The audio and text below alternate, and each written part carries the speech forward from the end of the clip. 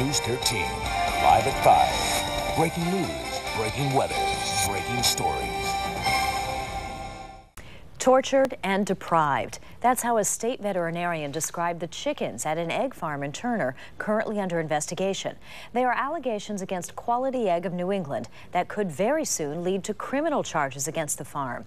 Again, we want to warn you, some of the video you're about to see is graphic. News 13's Giovanna Bichard has more on this developing story. Based on this video and eyewitness accounts from the State Department of Agriculture, a veterinarian with Maine's animal welfare program says she's, quote, convinced that the crime of cruelty to animals has or is taking place at the Quality Egg of New England facility. That's according to court paperwork filed in the case against the farm in Turner.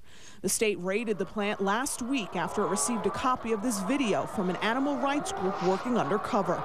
Today, court documents revealed during its search of the farm, the state found 69 dead and euthanized chickens. And on a previous visit to the farm, an employee found what the video appears to show, live hens on top of a pile of dead ones.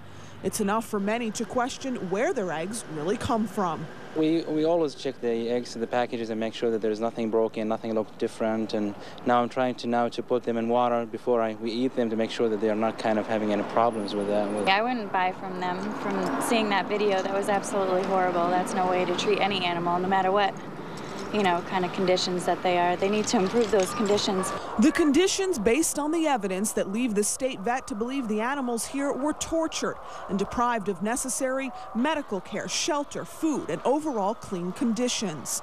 The plant's manager has a vastly different opinion, telling News 13, quote, "We do not as a rule torture our animals. That's our paychecks. If you torture those birds, they don't lay eggs. We don't get paid."